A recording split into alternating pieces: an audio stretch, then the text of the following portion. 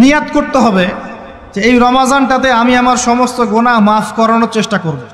কারণ নবী সাল্লাল্লাহু আলাইহি ওয়াসাল্লাম বলেছেন, সেই ব্যক্তির জন্য ধ্বংস যে ব্যক্তি রমজান মাসকে পেয়েছে কিন্তু তার গুনাহ মাফ করাতে পারে না। কে জানে এটা আমাদের শেষ রমাদান হতে পারে, আল্লাহ না করুক। আমরা দোয়া করি আল্লাহ পাক আমাদেরকে বেশি বেশি রমাদান দান করুক, বেশি বেশি লাইলাতুল কদর দান করুক। প্রথম শুরু হচ্ছে আপনি মাসের বাজার আগে করে ফেলবেন। আমি একটু প্র্যাকটিক্যাল কথা বলবো আর কি। আপনি রমাদান মাসের বাজার এই শাবান মাসে করে ফেলার চেষ্টা করেন, পারলে ঈদের শপিংটাও করে ফেলার চেষ্টা করেন। রমজান মাসে বেশি বাইরে যাবেন এবং টাকা পয়সা নিয়ে গিয়ে যে স্ত্রী সন্তানের হাতে দিয়ে দিবেন না, যাও বাইরে গিয়ে মার্কেটিং করে আসো, এই ভুলটা করতে যান। নিজে পরিবেশ নষ্ট করবে, রোজার যে আধ্যাত্মিকত্ব নষ্ট হবে, আরও হাজারটা যুবকের চোখের জানা করাও। প্রয়োজন নাই। আপনি পরিবারের কর্তা, লিস্ট করে ফেলেন, আপনাকে আল্লাহ পাক যতটুকু সামর্থ্য দিয়েছেন মূল জিনিসগুলো কিনে রেখে দেন, আর বাকি টুকটাক বাজার আপনি করবেন। আর যখন বাজারে যাবেন একটা দোয়া পড়বেন, আপনি 10 লক্ষ নেকি পাবেন ইনশাআল্লাহ। কত লক্ষ? 10 লক্ষ। দোয়াটা শিখাচ্ছি। দোয়াটা হচ্ছে লা ইলাহা ইল্লাল্লাহ ওয়াহদাহু লা শারীকা লাহ লাহুল মুলক ওয়া লাহুল হামদ ইউহয়ী ওয়া ইউমীত ওয়া হুয়া হাইয়ুন লা ইয়ামুত বিয়াদিহিল খায়রু কুল্লুহু ওয়া হুয়া আলা কুল্লি শাইইন কাদির। একবার পড়লে 10 লক্ষ নেকি পাবেন বাজারে গিয়ে। কেন পাবেন? কারণ বাজার সবচেয়ে নিকৃষ্ট জায়গা, যেখানে গেলে মানুষ আল্লাহকে স্মরণ করে না। সেখানে গিয়ে আপনি আল্লাহকে স্মরণ করেছেন, এই জন্য আল্লাহ পাক নেকি দিবেন ইনশাআল্লাহ। আসেন, এটা করার পর ঈদের যে শপিংটার কথা বলছি, এটা এই কারণে বলছি, লাস্টের দশকে আমরা ঈদের শপিংয়ে বেশি ব্যস্ত থাকি, এতে করে লাইলাতুল কদরটা আমরা হারিয়ে ফেলি। লাস্টের দশক আমরা হয় ইতিকাফ করব, না হলে বাসায় নামাজ পড়বো, পরিবারবর্গকে নিয়ে রাত জাগবো। পারা যাবে ইনশাআল্লাহ? তারাবির নামাজ তো পড়বই ইনশাআল্লাহ জামাতে। এবং আপনি 20 পড়েন আর 8 পড়েন, আপনি নামাজের কোয়ালিটিটাকে ভালো করার চেষ্টা করেন, নামাজের কোয়ালিটিটাকে বেস্ট করেন।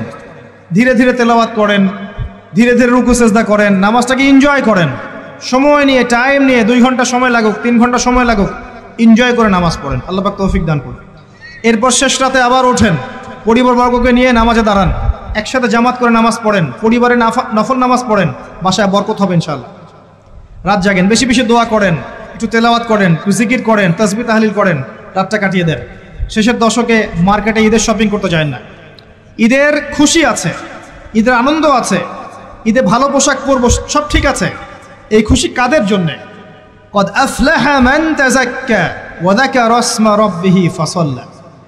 কার জন্য ঈদের খুশি? যে ব্যক্তি রমজান মাসে আত্মশুদ্ধি অর্জন করতে পেরেছে, রোজা রেখেছে, যাকাত দিয়েছে, নামাজ পড়েছে, লাইলাতুল কদরে রাত জেগেছে, তারাবি পড়েছে, ইত্যাদি ইত্যাদি। এই ব্যক্তি আত্মশুদ্ধি অর্জন করেছে, এই ব্যক্তির জন্য ঈদের খুশি। যে রমজান মাসে সিনেমা দেখেছে, সিনেমার শুটিং করেছে, পর্নোগ্রাফি দেখেছে, সুদ খেয়েছে, শিরক করেছে, বেদাত করেছে, হারাম খেয়েছে, এর জন্য ঈদের খুশি। মানুষকে ঠকিয়েছে, ব্যবসায় মাল কম দিয়েছে, পণ্য মজুত করেছে, ইচ্ছা করে দ্রব্যের দাম বাড়িয়েছে, সরকারকে বিব্রত করেছে, জনগণকে দুর্ভিক্ষের দিকে ঠেলে দিয়েছে, এদের জন্য ঈদের খুশি? কখনো না। ঈদের খুশি তাদের জন্য যারা আত্মশুদ্ধি অর্জন করতে পেরেছে। আল্লাহ পাক বোঝার তৌফিক দান করুন, আমিন। এটা প্রথম টিপস দিলাম আপনাকে। এবার আসেন, আপনি রমাদানে প্ল্যান করবেন যে আপনার জীবনে বড় বড় পাপগুলো কি কি হয়েছে। এই পাপগুলো যদি মানুষের সাথে জড়িত হয়ে থাকে, আপনি মানুষের সাথে গিয়ে গিয়ে ক্ষমা নিয়ে নেবেন। কারো টাকা নিয়েছেন, দেন নাই, দিয়ে দিবেন। কারো সম্পত্তি পায়, দেন নাই, দিয়ে দিবেন। কারো হকটা নষ্ট করেছেন, গালি দিয়েছেন, গীবত করেছেন বা তহমত দিয়েছেন, অপমান করে ইত্যাদি, ক্ষমা চেয়ে নেবেন। রমাদান মাসে মানুষের হকটা দিয়ে দেন। আল্লাহর কাছে জড়িত যে পাপগুলো আছে, এটার জন্য ইস্তেগফার যথেষ্ট। খালি যদি বলেন আস্তাগফিরুল্লাহাল্লাযী লা ইলাহা ইল্লা হুয়াল হাইয়ুল কাইয়্যুম ওয়া আতুবু ইলাইহি, 1 সেকেন্ডের মধ্যে আল্লাহ পাক আপনার সমস্ত পাপকে নেকি দিয়ে পরিবর্তন করে দিবেন ইনশাআল্লাহ। এবার প্র্যাকটিক্যালি যাবেন, সেহরি করবেন। সাহরির মধ্যে বারাকা আছে। সাহরি না করে রোজা রাখাটা উচিত না। সাহরির মধ্যে বারাকা আছে। একটা খেজুর হোক, 1 গ্লাস পানি হোক, আপনি সাহরি করবেন, এর মধ্যে বারাকা আছে। এবং সাহরির সময় এমনভাবে খাবেন না যে এটা আপনার জীবনের শেষ খাওয়া। কথা বুঝতে পারছেন? এত বেশি আইটেম করতে যায় না। এত বেশি ভোগবিলাসী হয়ে গেলে রোজার আধ্যাত্মিকত্ব থাকবে না। সেহরিতে অল্প খান, যদি খেতে হয় পেটের 3 ভাগের 1 ভাগ খান, 1 ভাগ ফাঁকা রাখেন, 1 ভাগ আপনি পানি দিয়ে পূর্ণ করেন। এখনকার কিছু তথাকথিত আশেকের রসুলের মতো হতে যায় না, যাদের ভুঁড়ির জ্বালায় চেয়ারে বসতে পারে না, এই কাজ করতে যায় না। এটা মুসলিমদের শোভা পায় না। আমরা পরিশ্রমী জাতি, কর্মঠ জাতি, আমাদের এইসব শোভা পায় না। এটাও শেষ জামানা হাদিসে আছে। কি নাই আসলে, শেষ জামানে এক শ্রেণী মানুষ বের হবে যারা হবে সাকিল, একদম উড়িওয়ালা, ঠেস দিয়ে বসে থাকবে আরাম করে, এবং বলবে যে কোরআনে যা আছে আমি তাই মানি, হাদিসটা আমি মানি না, ইত্যাদি। আসেন, সাহরির পরে রোজা রেখেছেন, 5 ওয়াক্ত নামাজ জামাতে পড়ার চেষ্টা করে। খুব সিম্পল জিনিস, খুব বেশি কিছুর দরকার নেই আমাদের। 5 ওয়াক্ত নামাজ আপনি জামাতে পড়ার চেষ্টা করেন। বাসার থেকে ওযু করে বের হবেন, প্রত্যেক পদক্ষেপ হাঁটবেন, আপনার একটা স্টেপে একটা করে গুনাহ মাফ হবে, একটা নেকি লেখা হবে, মর্যাদা বাড়িয়ে দেওয়া হবে। একে 10 দিয়ে গুণ করা হবে, রমজান মাসে আরও 70 দিয়ে গুণ করা হবে ইনশাআল্লাহ। ফজরের নামাজটা জামাতে পড়লেন, নামাজটা জামাতে পড়ার পর আপনি বসে থাকবেন, কিছু সময় জিকির আজগার তাসবিহ তাহলিল করবেন, পারলে 1 পারা করে কোরআন তেলাওয়াত করবেন। রমাদান মাসে প্রত্যেক দিন 1 পারা করে কোরআন তেলাওয়াত করার চেষ্টা করবেন। 30 দিন 30 পারা, রমাদানে অ্যাটলিস্ট একটা খতম পারা যাবে, অ্যাটলিস্ট একটা খতম চেষ্টা করা যায় না ইনশাআল্লাহ। ফজরের নামাজ হয়ে গেছে, আপনি কোরআন তেলাওয়াত করেন, 1 পারা পড়তে সময় লাগবে আধা ঘন্টা, 40 মিনিট, কারো 1 ঘন্টা। এরপর সূর্য উঠে যাবে, উঠে গেলে পরে আপনি 2 রাকাত ইশরাকের নামাজ পড়বেন, নামাজটা পড়ে বাসায় যাবেন। আল্লাহর নবী বলছেন সাল্লাল্লাহু আলাইহি ওয়াসাল্লাম, আপনার আমল নামায় একটা কবুল হজ, একটা কবুল ওমরার নেকি লেখা হবে ইনশাআল্লাহ।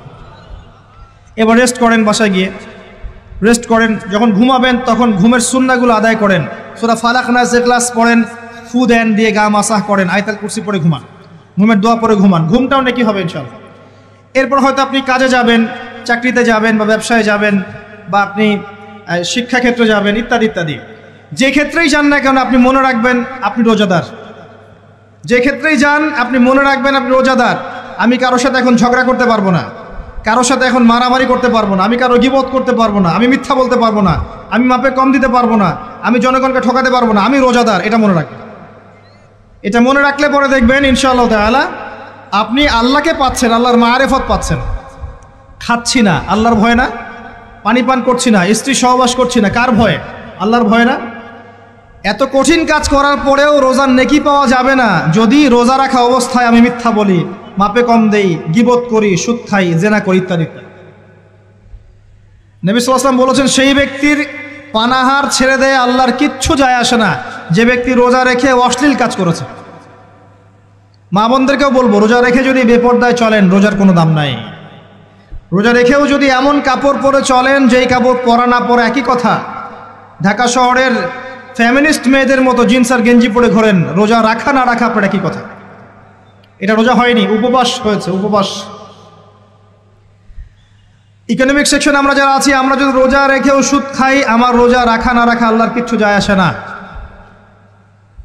আমরা ধর্মীয় ক্ষেত্রে যারা আছি, জানা অনুযায়ী আমল যদি না করি, দিনকে দুনিয়ার স্বার্থে ব্যবহার করি, আমাদের রোজা রাখা না রাখায় কিছু যায় আসে না।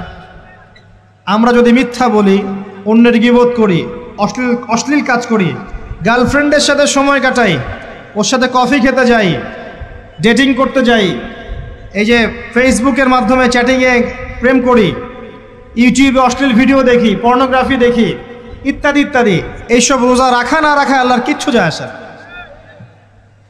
আমি হাত জোর করে বিনতি করছি ভাই, খাওয়া পান করা, স্ত্রী সহবাস ছেড়ে দেওয়ার নাম রোজা নয়, এটার নাম রোজা নয়, এটা একটা অংশ রোজার মাত্র।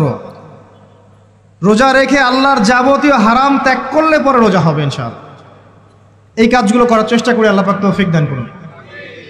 রোজা রাখা অবস্থায় আপনি বেশি বেশি জিকির করবেন। কি করবেন?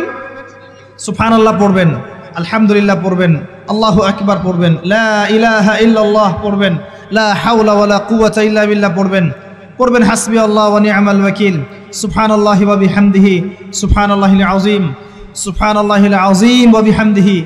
পড়বেন আস্তাগফিরুল্লাহ ওয়া আতুবু ইলাইহি, আস্তাগফিরুল্লাহ ওয়া আতুবু ইলাইহি। পড়বেন লা ইলাহা ইল্লাল্লাহ ওয়াহদাহু লা শারীকা লাহ লাহুল মুলকু ওয়া লাহুল হামদু ওয়া হুয়া আলা কুল্লি শাইইন কাদির। পারা যাবে না ইনশাআল্লাহ? বেশি বেশি পড়বেন। আরেকটা কাজ করবেন, প্রতিটা কাজ নবী সাল্লাল্লাহু আলাইহি ওয়াসাল্লামের সুন্নাহ মাফিক করার চেষ্টা করবেন। সুন্নাহ মাফিক, খাচ্ছেন তার সুন্নাহ মাফিক, টয়লেট করছেন তার সুন্নাহ মাফিক, ঘুমাচ্ছেন তার সুন্নাহ মাফিক। সুন্নাহর বইগুলো আছে না বাজারে, কিনে নেবেন, কিনে নিয়ে দেখবেন প্রতিটা কাজ কিভাবে করলে সুন্নাহ হবে। এই কাজগুলো করতে গিয়ে আপনাকে গভর্নমেন্ট বাধা দিবে, বিশ্বের পরাশক্তিরা বাধা দিবে, আপনাকে কি কেউ পিটাবে এগুলো করলে, জেল খাটাবে? এগুলো আমাদের ব্যক্তি স্বার্থের ব্যাপার, ইচ্ছা করলেই করা যায়। এই ইচ্ছাটা আল্লাহ পাক আমাদের অন্তরে জাগ্রত করুন, আমিন। একটা কাজে কথা বলবো, নর্মালি আমরা ফরজগুলোতে বেশি ফোকাস করি, ফরজ ওয়াজিবে। রমজান মাসের সুন্নত মোস্তাহাবেও ফোকাস করতে হবে। রমাদানে একটা নফল আপনাকে ফরজের নেকি দিয়ে দিবে ইনশাল্লাহ, রমাদান একটা সুন্নাহ আপনাকে ফরজের নেকি দিবে ইনশাল্লাহ।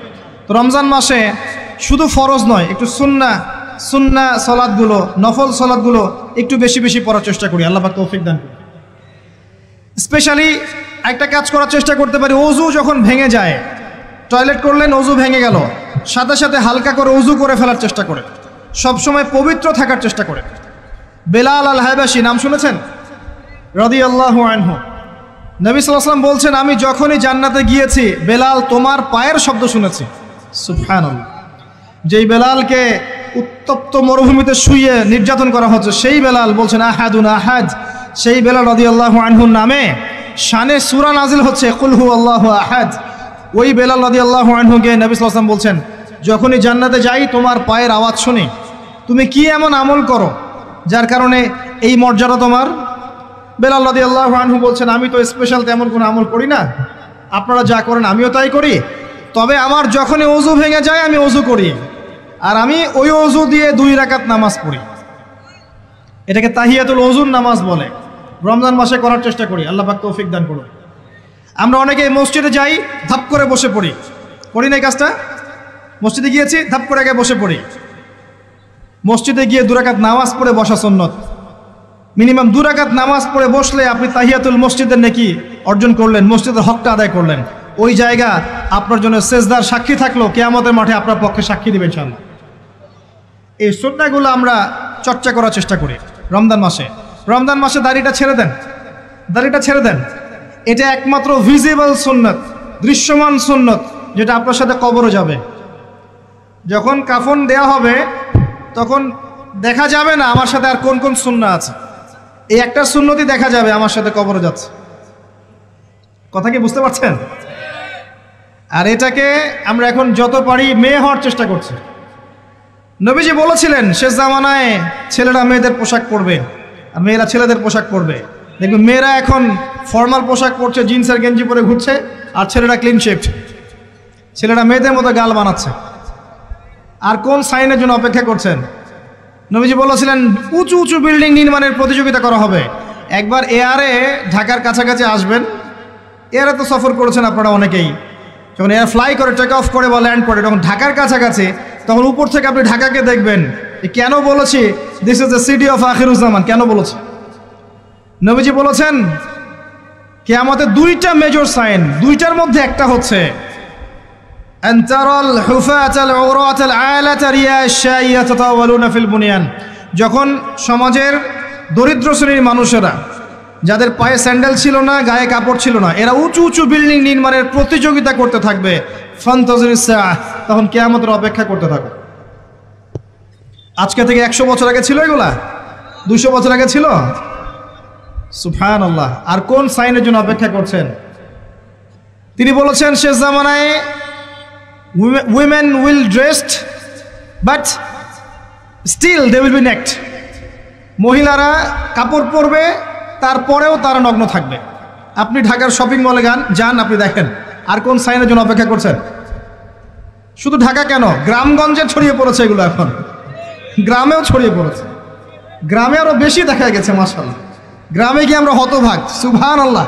গ্রামের মেয়েগুলা, গ্রামের মেয়ে ঢাকা শহরের মেয়েকে পার করে ফেলেছে। বাদ দেন, ওইদিকে না যাই, ডিফারেন্ট টপিক। আমরা রমাদান মাসের সুন্নাহগুলো আমল করার চেষ্টা করি। তাহিয়াতুল মসজিদ আমল করার চেষ্টা করেন, তাহিয়াতুল ওযু আমল করার চেষ্টা করেন, বেশি বেশি জিকির করেন। এবার আসেন রমাদানে জাকাত হিসাব করবেন। জাকাত, আপনার জাকাত হিসাব করেন কত টাকা জাকাত এসেছে। জাকাতের নিসাব জানেন তো? হ্যাঁ, 7.5 ভরি স্বর্ণ, রৌপ্য কত? 52.5 তোলা। আপনার এই চাষাবাদের ওসর আসে, ব্যবসায়িক পণ্য থাকলে, সঞ্চিত সম্পদ থাকলে সব কিছু হিসেব করে মুফতি সাহেব আছেন, কওমি মাদ্রাসার আলেমদের কাছে যাবেন, জাকাতের ক্যালকুলেশন করে নেবেন যে আমার এত টাকা জাকাত এসেছে। এভাবে জাকাতটা রমজান মাসে দিয়ে দেওয়ার চেষ্টা করেন। জাকাত যদি আমরা না দেই, একটা শাস্তি শুনে রাখেন, আল্লাহ পাক এই সম্পদগুলোকে একত্রিত করে গলাবেন, গলিয়ে কপালে, গালে আর এই যে পিঠে লেপটে দিবেন, বলেন নাউজুবিল্লাহ। এবং এটা একটা সাপের আকৃতি ধারণ করবে, সাপ গলায় পেঁচানো থাকবে, কপালে দংশন করতে থাকবে, বলবে আমি তোমার মাল 7 ভোগ করো, আমি তোমার মাল 7 ভোগ করো। কবর এটা হবে, আমরা চোখে না দেখলে ওটা সত্য। নবীজি দেখে এসেছে মেরাজের রাতে এগুলা।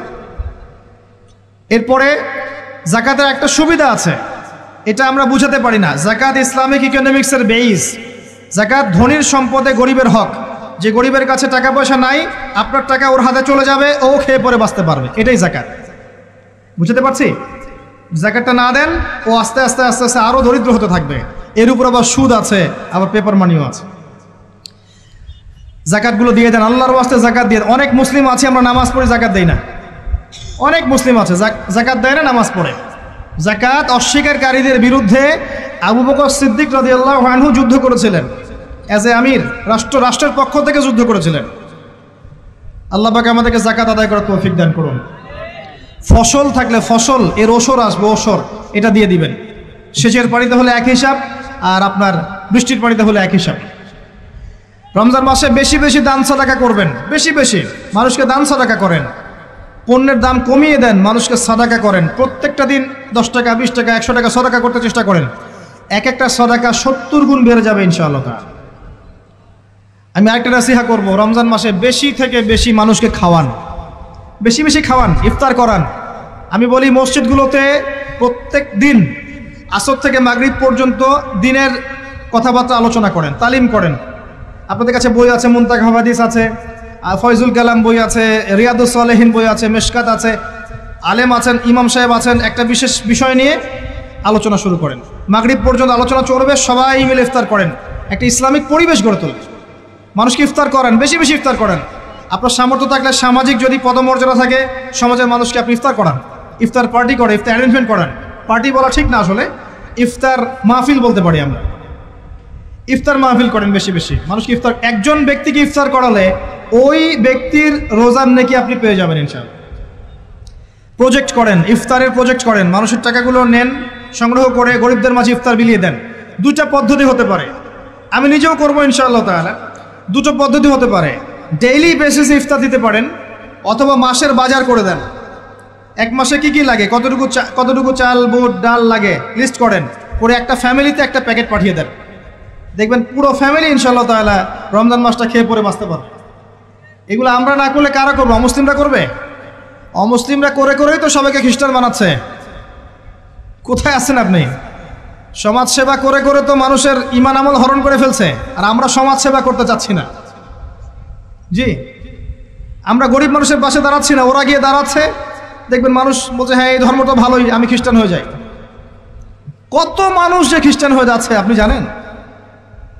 পরে বুঝবেন, যখন আমরা এই যে হাত বাঁধা, পায়ে পা রফুলে ইত্যাদি নিয়ে মারামারি করছি, কে কোন মাযহাব, কে কোন তরিকা, কার কোন ত্রুটি আছে, এগুলো নিয়ে আমরা সোশ্যাল মিডিয়ায় ঘাটাঘাটি করছি। এই সময়গুলোর মধ্যে এগুলো অনেক এগিয়ে গেছে। এরা আরও এসব এই খোরমা জিলাপি নিয়ে মারামারি করতে থাক, দেখবেন আস্তে আস্তে আস্তে আস্তে কোন দিকে চলে যায় পরিস্থিতি। গলার মধ্যে দড়ি দিয়ে ফাঁস লাগানো হয়ে গেছে, খালি টানা বাকি আছে। আরে এখন ঝগড়া করে বেড়াচ্ছে কোন আলেমের কোন সমস্যা। লাহুম কুলুবুন লা ইয়াফকাহুনা বিহা, আল্লাহ পাক বলেছেন সূরা আরাফ 179-তে। রমজান মাসে বেশি বেশি ইফতার করান, বেশি বেশি দান সাদাকা করেন। আর একটা কাজ বলে আমি শেষ করছি, রমজান মাসে পরিবারকে সময় দেন। পরিবারকে সময় দেন, পরিবারের হক আছে আমাদের উপরে। স্ত্রীকে সময় দেন, স্বামীকে সময় দেন, একসাথে ইফতার বানান। একটা পরিবেশ, একটা আনন্দ, একটা উৎসবের আমেজ যেন বিরাজ করে। ছোট ছোট বাচ্চাদেরকে রোজা রাখতে উৎসাহিত করেন, সবাই একসাথে বসে একটা বড় প্লেটে ইফতার করেন। বাচ্চারা যখন বড় হবে তখন বলবে ছোটবেলায় আমরা বাবা মার সাথে এভাবে ইফতার করেছি, সংস্কৃতি লালন করেছি। পারিবারিক হৃদ্যতা চলে আসেন, প্রতিবেশীকে ইফতার পাঠান, প্রতিবেশীকে ইফতার হাদিয়া দেন, মসজিদে একসাথে ইফতার করেন। তারপর রাতের বেলা তাহাজ্জুদে দাঁড়ান, তারাবিতে দাঁড়ান, তারাবির নামাজে ধীর স্থিরভাবে কেরাত করেন। ইমাম যাকে নিযুক্ত করবেন তাকে সুললিত কণ্ঠে কোরআন তেলাওয়াত করতে বলবেন ধীর স্থিরভাবে, তাকে প্রেশার দিবেন না। তার দায়িত্ব নিয়ে নেন, ইমাম হাফেজদের পুরো মাসের দায়িত্ব নেন, তার পরিবারের দায়িত্ব নেন। একটা সম্মানজনক হাদিয়ার ব্যবস্থা করে দিবেন যাতে করে তারা নিশ্চিন্তে থাকে পুরো মাস, তাকে অন্যদিকে ফোকাস করতে না হয়। অন্য অন্য কান্ট্রিতে যখন কোনো সায়েন্টিস্ট থাকে তার পরিবারের দায়িত্ব পুরো রাষ্ট্র নিয়ে নেয়, সে ঠান্ডা মাথায় গেলে গবেষণা করবে। একই প্রসেস, আপনি আলেম ওলামা ইমাম হাফেজদের দায়িত্ব নিয়ে নেন, তার পরিবারের দায়িত্ব নিয়ে নেন। বা হুজুর আপনি আপনার কাজ করেন, আমরা আপনার পরিবার দেখছি।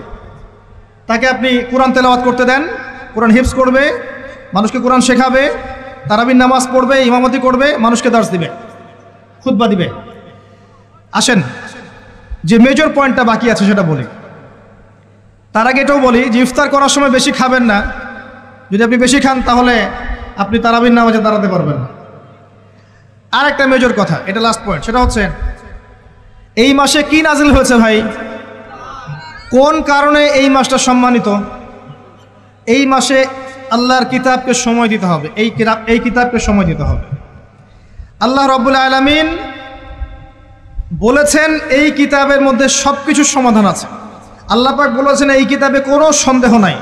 আল্লাহ পাক বলেছেন এই কিতাব আমাদের জন্য সুসংবাদ এবং শেফা, আরোগ্য, রহমা। এখন একটু বসেন, একটু সময় নেন।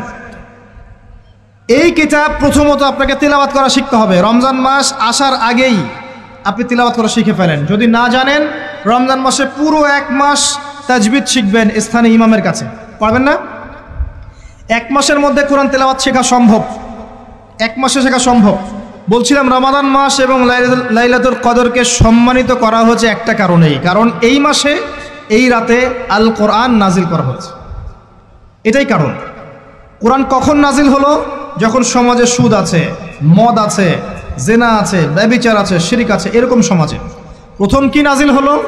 পড়ো। প্রথমে নাজিল হয়নি শিরক করো না, প্রথমে নাজিল হয়নি যে সুদ খেও না, প্রথম আয়াত এটা ছিল না জেনা করো না, প্রথম আয়াত এটাও ছিল না মূর্তি পূজা করো না। হ্যাঁ, প্রথম আয়াত কি? ইকরা, পড়ুন। আল্লাহ পাক বুঝাতে চাচ্ছেন সমাজের জাহিলিয়াতকে দূর করতে হলে লেখাপড়ার কোনো বিকল্প নাই, এবং সেই পড়াশোনাটা হতে হবে আল্লাহর ওহির আলোকে। যে ওহিটা আল্লাহ পাক নাজিল করেছেন এর বেসিসে আপনাকে পড়াশোনা করতে হবে। এই জ্ঞানটা দিয়ে আপনি সমাজ সংস্কার করতে পারবেন ইনশাআল্লাহ তাআলা। এর সাথে উপকারী জ্ঞানগুলো কি নিব না? অবশ্যই নিব। ওহির জ্ঞানের সাথে, কোরআন সুন্নাহর জ্ঞানের সাথে আমি ইতিহাসের জ্ঞান নিব, আমি পলিটিক্যাল সায়েন্সের জ্ঞান নিব, আমি দর্শনের জ্ঞান নিব, জিওপলিটিক্সের জ্ঞান নিব, প্রয়োজনে আমি সায়েন্সের জ্ঞান নিব, আমি কমার্সের জ্ঞান নিব, আর্টসের জ্ঞান নিব, মেডিকেল সায়েন্স পড়বো, ইঞ্জিনিয়ারিং পড়বো, সবই পড়বো। কিন্তু বেসিকটা কি হবে? কোরআন, সুন্নাহ, ইসলাম। এরপর আপনি ডাক্তার হন, ইঞ্জিনিয়ার হন, পলিটিশিয়ান হন, সামাজিক নেতা হন, প্রশাসনের ক্যাডার হন, আপনার জন্য মোবারকবাদ। আপনি যেখানেই যাবেন সেখানেই বরকত ছড়াবেন ইনশাআল্লাহ। যে পলিটিশিয়ানের ভিতরে তাকওয়া আছে তার দ্বারা দুর্নীতি সম্ভব না। যে প্রশাসনের কর্মকর্তার ভিতরে তাকওয়া আছে সে ঘুষ নিতে পারবে না, দুর্নীতি করতে পারবে না। যে আলেমের ভিতরে তাকওয়া আছে সে দিনকে দুনিয়ার বিনিময়ে বিক্রি করবে না। যে ডক্টরের ভিতরে তাকওয়া আছে সে ডাক্তার হবে, কসাই হবে না। যে ইঞ্জিনিয়ারের ভিতরে তাকওয়া আছে সে দেখবেন সত্যিকারের প্রকৌশলী হবে, সে কিন্তু চোর হবে না। ভিতরটা চেঞ্জ করতে হবে, ভিতরটা, এর নাম তাকওয়া। ভিতরটা চেঞ্জ করবে একটা জিনিস, আল্লাহর ওহী, কোরআন এবং সুন্নাহ, ইসলাম। এটা আপনার ভিতরকে পরিবর্তন করবে। আর আমরা অনেক বড় বড় কথা বলি অনেক সময়, কিন্তু মূল কাজটা হচ্ছে ভিতরটা পরিবর্তন করা। আমাদের সবার সাথে যার যার কলব যাবে, যার যার আমল যাবে। আল্লাহ পাক আমাকে কলার চেপে ধরে বলবেন না যে বাংলাদেশে ইসলামী খেলাফত কায়েম করে আসো নাই কেন, এটা আল্লাহ পাক আমাকে বলবেন না। আল্লাহ পাক বলবেন তোমাকে যে দায়িত্ব দিয়েছিলাম ওই দায়িত্ব ঠিকঠাক মতো পালন করেছো কিনা। আল্লাহ পাক এটা বলবেন না। বেসিকে আসেন, নিজের আত্মশুদ্ধি, এটা বেসিক। আলাইকুম আনফুসাকুম, নিজের নফসের খবর নাও, নিজের নফসটাকে পবিত্র করো, নিজের নফসের মধ্যে হিংসা ত্যাগ করো, বিদ্বেষ ত্যাগ করো, অহংকার ত্যাগ করো, রিয়া ত্যাগ করো, দুনিয়ার মোহ ত্যাগ করো, নিজের নফসের মধ্যে বেশি বেশি পরকালের ফিকির আনো, জিকির করো বেশি বেশি, কোরআন বেশি বেশি তেলাওয়াত করো, হালাল খাও, আদর্শ পরিবার গঠন করো, তাওহীদে থাকো, সুন্নতে থাকো, ইনশাল্লাহ হাসতে হাসতে জান্নাতে চলে যাবেন। একটা হাদিস আমি পড়েছি ফয়জুল কালাম বইয়ের মধ্যে, গতকালকে মাহফিলও বলেছিলাম, আপনাদেরকে বলছি। মাদ্রাসায় পড়ানো হয় ক্লাসিক্যাল একটা বই ফয়জুল কালাম, সবাই কিনতে পারেন, হাদিসের বই, চমৎকার কিছু হাদিস আছে। এখানে একটা হাদিস আছে আমাদের জন্য সুসংবাদ।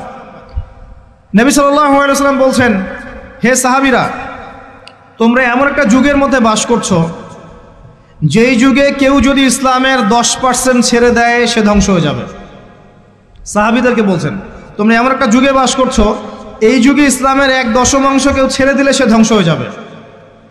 কিন্তু তোমাদের পরে এমন একটা যুগ আসবে যেই যুগে মানুষ যদি 1/10 ধরে রাখতে পারে, 10% ধরে রাখতে পারে, তাহলেই নাজাত পেয়ে যাবে ইনশাআল্লাহ। আমরা সেই যুগে আছি না? আমাদের চতুর্দিকে ফিতনা নয় কি? আপনার ঘরে ফিতনা, সমাজে ফিতনা, ইকোনমিক্সে ফিতনা, রাষ্ট্রে ফিতনা, বিশ্বে ফিতনা, ধর্মে ফিতনা, সবখানেই ফিতনা, ফাসাদ। আমরা সেই যুগের মধ্যে বাস করছি। আসুন, আল্লাহ পাক কোরআন নাজিল করলেন, প্রথমে পড়তে বললেন। তার মানে আল কোরআন এবং সুন্নাহ এগুলোকে পড়া শিখতে হবে। বড় বড় স্বপ্ন দেখার আগে আমাদেরকে বেসিক ঠিক করতে হবে, পড়াশোনা করতে হবে। আল্লাহ পাক আমাদের যুব সমাজকে পড়াশোনা করার তৌফিক দান করুন। রমাদান মাসে এটা নাজিল হয়েছে। আল্লাহ পাক সূরা বাকারায় বলছেন, শাহরু রমাদানাল্লাযী উনজিলা ফীহিল কুরআন। রমাদান সেই মাস যেই মাসে কোরআন নাজিল করা হয়েছে। কি জন্য নাজিল করা হয়েছে? হুদাল লিন-নাস। এই কোরআন হচ্ছে মানব জাতির জন্য হেদায়াত, নট অনলি ফর মুসলিমস। এটা শুধু মুসলিমসদের জন্য হেদায়াত নয়, হুদাল লিন-নাস, পুরো মানব জাতির জন্য হেদায়াত। কোরআনে ইহুদির জন্য হেদায়েত আছে, খ্রিস্টানের জন্য আছে, অমুসলিম হিন্দুদের জন্য আছে, সবার জন্য কোরআন। এটা সাম্প্রদায়িক কোনো কিতাব নয়, এটা টোটালি অসাম্প্রদায়িক একটা বই। আল কোরআন যে কেউ পড়তে পারে। এটা কারো পৈতৃক সম্পত্তি নয় যে একটা শ্রেণীর মানুষই পড়বে বাকিরা পড়বে না, সবাই পড়বে ইনশাআল্লাহ তাআলা। এটা আল্লাহর কিতাব, আল্লাহর কালাম। হুদাল লিন-নাস ওয়া বাইয়িনাতিন মিনাল হুদা, এটা হচ্ছে সত্য মিথ্যার মানদণ্ড, বাইয়িনাত সুস্পষ্ট মানদণ্ড। আর কি ওয়াল ফুরকান, প্রমাণ, হুজ্জাত, দলিল। এটা আল্লাহ পাক কোরআন সম্পর্কে বলছেন। আরেকটা জায়গায় চলে যাই, চলেন সূরা নাহল এর 89 নম্বর আয়াতে চলে যান। আল্লাহ পাক বলছেন, ওয়া নাযালনা আলাইকাল কিতাব, হে নবী আমি আপনার প্রতি এমন একটা কিতাব নাজিল করেছি, অর্থাৎ আল কোরআন। ওয়া নাযালনা আলাইকাল কিতাব তিবয়ানান লিকুল্লি শাই, যেই কিতাবটা প্রত্যেকটা বিষয়ের ব্যাখ্যা। আপনি কি আমার কথা শুনতে পারলেন? আল্লাহ বলছেন কোরআন প্রত্যেকটা বিষয়ের ব্যাখ্যা। আপনার ব্যক্তি জীবন এখানে আছে, আপনার ব্যবসায়িক জীবন এখানে আছে, অর্থনৈতিক জীবন এখানে আছে, পারিবারিক জীবন এখানে আছে, সামাজিক লাইফ এখানে আছে, সব কিছু আছে। তিবিয়ানান লিকুল্লি শাই, প্রত্যেকটা বিষয়ের ব্যাখ্যা এখানে আছে। তিবিয়ানান লিকুল্লি শাই ওয়া হুদা ওয়া রাহমাতান ওয়া বুশরা লিল মুসলিমিন, এই কোরআন হচ্ছে হেদায়াত এবং রহমত, দয়া। ওয়া বুশরা লিল মুসলিমিন, মুসলিমদের জন্য সুসংবাদ। এই কোরআন শুরুতে আছে আলিফ লাম মিম যালিকাল কিতাব লা রাইবা ফিহ, এটা এমন একটা কিতাব যেই কিতাবের মধ্যে কোনো সন্দেহ নাই। কোন লেখক বলতে পারে আমার বইয়ের মধ্যে কোনো সন্দেহ নাই? সন্দেহের কোনো অবকাশই নাই। লা রাইবা ফিহ হুদাল লিল মুত্তাকিন, মুত্তাকিদের জন্য এটা হেদায়াত। মুত্তাকি কারা? আল্লাযীনা ইউমিনুনা বিল গায়ব, যারা অদৃশ্যে বিশ্বাস করে। ঈমানের 6 পিলার সবই অদৃশ্য নয় কি? আল্লাহ অদৃশ্য, ফেরেশতা অদৃশ্য, আসমানে আগের কিতাবগুলো দেখি নাই, অদৃশ্য। নবী রাসূলগণ দেখি নাই, অদৃশ্য। পরকাল ওয়াল ইয়াউমিল আখির, ওয়াল ইয়াউমিল আখির দেখি নাই, অদৃশ্য। ওয়াল কদরি খায়রিহি ওয়া শাররিহি, তাকদীর অদৃশ্য। আল্লাযীনা ইউমিনুনা বিল গায়বি, মুত্তাকি তারা যারা গায়েবে বিশ্বাস করে, অদৃশ্যে বিশ্বাস করে। আর এখনকার শিক্ষা দর্শন আমাদেরকে শেখায় পশ্চিমাদের, চোখে যা দেখবো না বিশ্বাস করবো না। হ্যাঁ, তাদের দর্শন এরকম, যুক্তি দিয়ে প্রমাণ করতে পারবেন না, বিশ্বাস করবো না। বৈজ্ঞানিক ব্যাখ্যা দিতে পারবেন না, বিশ্বাস করবো না। সায়েন্টিফিক্যালি প্রুভড হতে হবে, তারপর বিশ্বাস করব। অনেক সময় দেখা যায় মুসলিমরাও এর গোলক ধাঁধায় পড়ে যায় এবং বলে নামাজের উপকারিতার সায়েন্টিফিক ব্যাখ্যা বলেন, তারপর নামাজ পড়ব। নামাজের সায়েন্টিফিক ব্যাখ্যা লাগবে, তারপর নামাজ পড়বেন? আল্লাহ পাক বলেছেন ইয ক্বালা লাহু রাব্বুহু আসলিম ক্বালা আসলামতু লিরাব্বিল আলামিন। আল্লাহ পাক ইব্রাহিমকে বলেছেন আলাইহিস সালাম আত্মসমর্পণ করো, যখনই বলেছেন তখনই করেছেন। যখনই আল্লাহ পাক বলেছেন আত্মসমর্পণ করো, তিনি বলেছেন আসলামতু লিরাব্বিল আলামিন, আমি আত্মসমর্পণ করলাম। বাচ্চাকে জবাই করো, জিজ্ঞেস করেননি এর পিছনে বিজ্ঞান কি, যুক্তি কি আর দর্শন কি। স্ত্রীকে রেখে আসো ওই জনমানব শূন্য জায়গায়, জিজ্ঞেস করেন নাই কারণ কি, রিজন কি, যুক্তি কি, বিজ্ঞান কি, দর্শন কি। আল্লাহ বলেছেন সামিআনা ওয়া আতা'না, এর নাম ইসলাম। আল্লাহর আদেশ যেখানে এসে যাবে এখানে যুক্তি বিজ্ঞান দর্শনের প্রয়োজন নাই। এই কনসেপ্টে আপনাকে মৌলবাদী হতেই হচ্ছে, কিছু করার নাই, কারণ মৌলিক বিষয় আপনাকে মেনে চলতে হবে। হ্যাঁ, প্রত্যেকটা বিষয়কে আপনি ব্যাখ্যা করতে পারবেন যদি সেই জ্ঞান আপনার কাছে থাকে, কিন্তু যুক্তিবিজ্ঞান দর্শনের সীমাবদ্ধতা আছে, সব কিছুরা ব্যাখ্যা করতে পারে না। ভালো করে শিক্ষা দর্শন হজম করে তারপর পড়াশোনা করেন, অন্যথায় আপনারা দাড়ি টুপি নিয়েও অনেক সময় দেখবেন এই যে এটা কি বলে এথিজমের দিকে যাচ্ছেন, নাস্তিকতার দিকে যাচ্ছেন। আসেন মূল জায়গায় আসি। আল্লাহ রাব্বুল আলামিন কোরআন সম্পর্কে কথা বলছেন, লা রাইবা ফিহি, এর মধ্যে কোনো সন্দেহ নাই।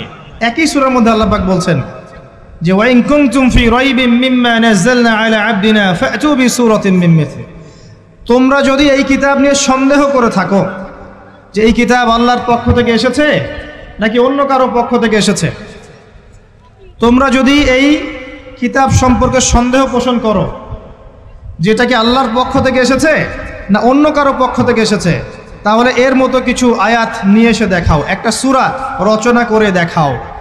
ওয়াদউ শুহাদাকুম মিন দুনিল্লাহি ইন কুনতুম সাদিকিন, তোমাদের যত সাক্ষী আছে, সহকর্মী আছে, তোমাদের সাপোর্ট দেওয়ার মতো যারা যারা আছে সবাইকে ডেকে নিয়ে আসো, এনে এই কোরআনের মতো একটা সূরা রচনা করে দেখাও যদি সন্দেহ পোষণ করে থাকো। আল্লাহ এর পরে বলছেন ওয়া ইল্লাম তাফআলু, তোমরা যদি এটা করতে না পারো, ওয়ালাম তাফআলু, কোশ্চেন কালেও পারবে না। তোমরা যদি এটা করতে না পারো, মানে একটা সূরা রচনা করতে না পারো, এরকম কোনো কিতাব রচনা করতে না পারো, একটা আয়াতও রচনা করতে না পারো, তাহলে জেনে রাখো ফাত্তাকুন নার আল্লাতী ওয়াকুদুহা আন-নাস ওয়াল হিজারা, সেই আগুনকে ভয় করো যার ইন্ধন হবে মানুষ এবং পাথর। উইদ্দাত লিল কাফিরিন, যা কাফেরদের জন্য প্রস্তুত করা হয়েছে। আল্লাহ পাক এই কোরআনটা নাজিল করেছেন কোন মাসে ভাই? রমাদান মাসে। আসেন প্রথমে বলে নেই আমরা রমাদানকে কিভাবে পালন করার চেষ্টা করব, এরপরে আসছি রমাদানকে কেমন করে কোরআনময় করবেন, এই দুটো পয়েন্ট।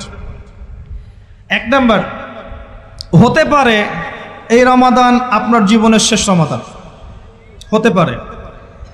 শয়তান আপনাকে তিনটা ধোঁকা দিতে পারে। শয়তান আপনাকে বোঝাতে পারে আপনি অনেক জানি, আমার জানার দরকার নাই। শয়তান বোঝাতে পারে আমার বয়স হয়ে গেছে, আমার দ্বারা হবে না। শয়তান বোঝাতে পারে আমার অনেক সময় পড়ে আছে, পরে শিখে নিব। আল্লাহর ওয়াস্তে শয়তানের ধোঁকায় পড়বেন না। এই মাসে কোরআন শেখেন, কে জানে আপনি আগামী মাস পান কিনা। কোরআন শিখে নেন, রমজান মাসে তেলাওয়াত করে শিখে নেন, কি পাবেন?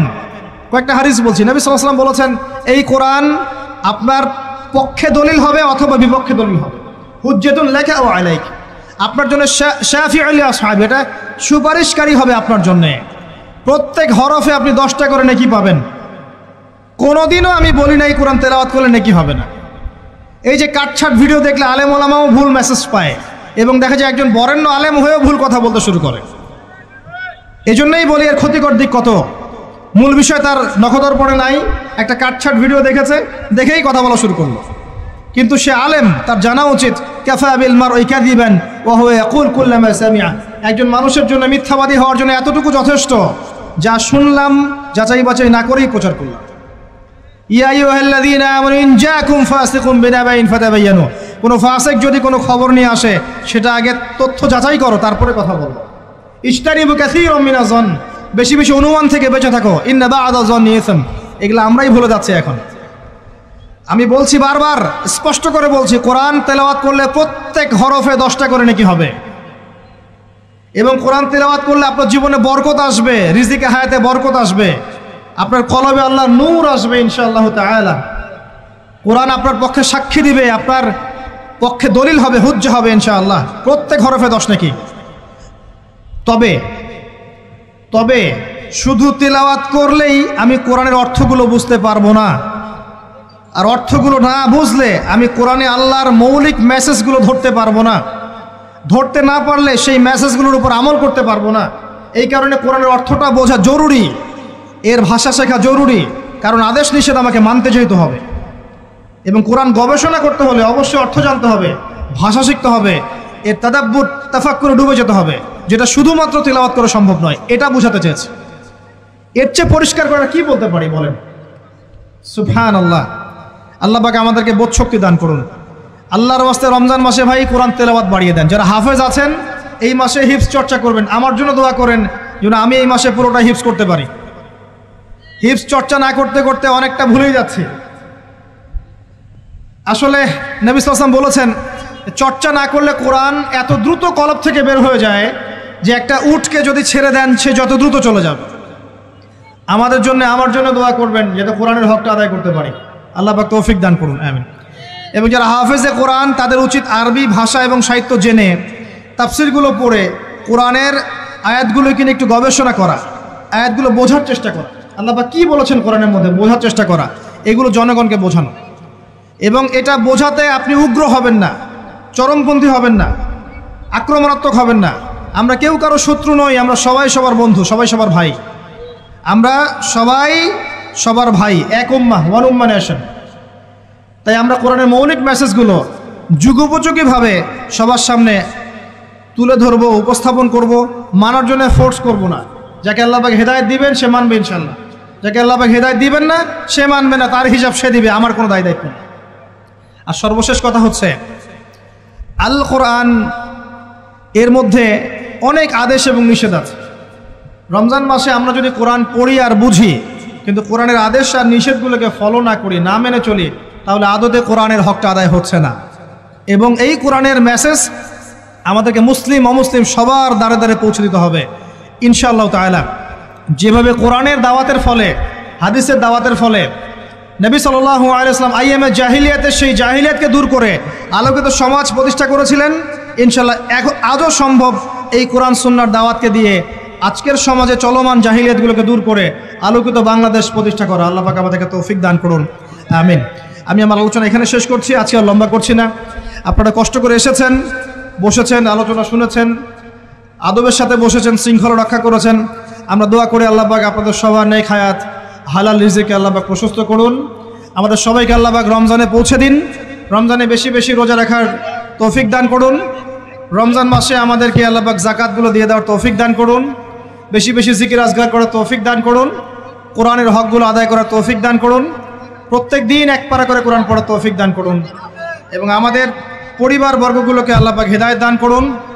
আল্লাহ রাব্বুল আলামিন আমাদের প্রশাসন